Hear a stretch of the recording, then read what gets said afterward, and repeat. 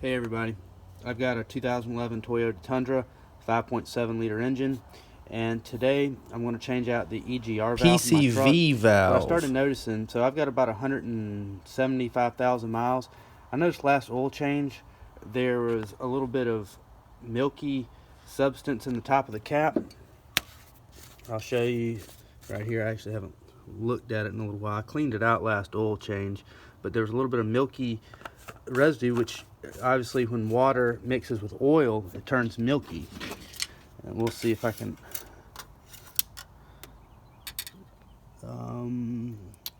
like I said, I just changed my oil, so but I would see a little bit at the top of the stick when it's been sitting for a while.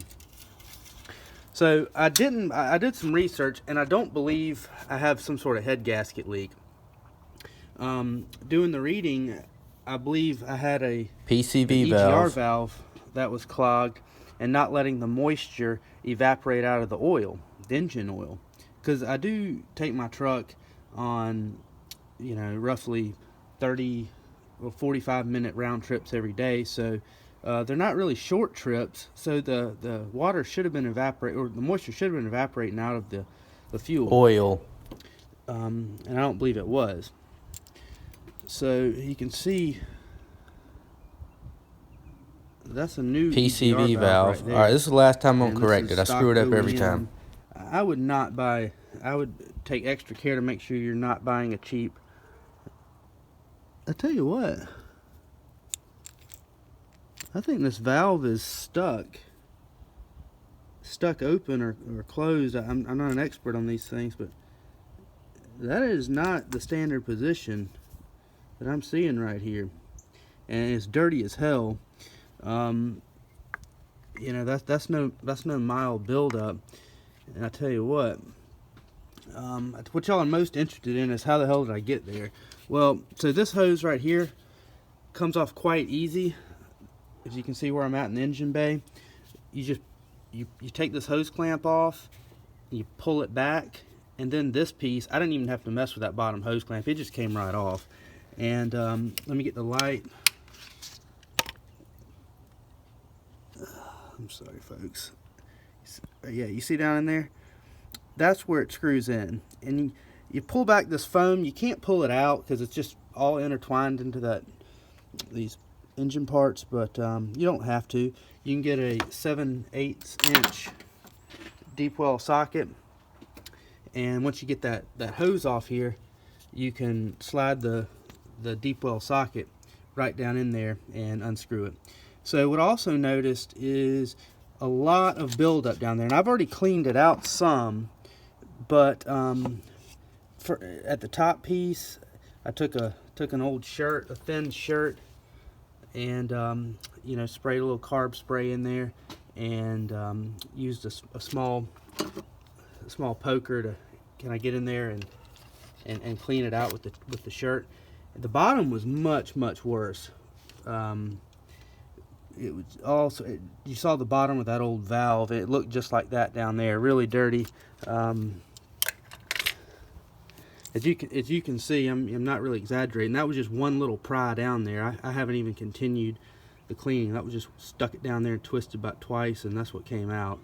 So so I hope that was informative enough. I know you didn't actually watch me do it, but it's pretty damn easy just to put it in there and put the deep well socket on top of it with an extension, a 6-inch extension or so, and it just goes right out. Be careful, it's plastic, so don't over tighten. Just give it a good old mechanics feel, and you should be fine. All right, folks, I hope that helped you, and I hope my truck's running a little better. Take care. I'm telling you, I didn't listen, and I broke the shit out of it. And I tell you, I was using a 3/8 inch ratchet. It's probably a mistake. Definitely a mistake. I was hand tightening it like that. I wasn't even using the handle, and it popped. I'm telling you, Bo, be light. I don't even think you need a ratchet. I think you can about hand tighten it and be better off. Shit. Alright, I'm going to try to show y'all what I found. So this is the new one that I screwed up. All right, there's 2 springs. There's a little spring like this. There's this, and then there's this piece. All right, so best I can gather, the bigger end of this spring goes in there first. All right, then this spring goes in, and then the little wide piece is the, I guess you'd call it the, I don't know, the valve or whatever. But so as you can see, the spring pushes, and that's why a new one, you see that sticking out, and then I guess with a little pressure it pushes in and allows well, anyway, that's how it's supposed to operate. This one is not doing that. Okay, it's stuck. So obviously it's the weekend and I've got to put this back in my truck, so I'm going to try to get it working. So I'm just going to be using some cleaner here, and I'm going to keep trying to work that back and forth. I want to go in between that spring so I don't mess up the spring, but it's clearly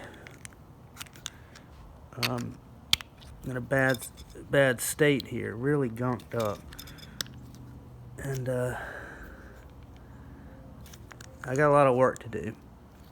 So clearly not functioning though, so I have found my problem. So that's what I wanted to show y'all, and I hope it helps y'all. But don't over torque these damn things. If you learn one thing, hand tighten and hair more. I'm telling you, that's it. Hand tighten.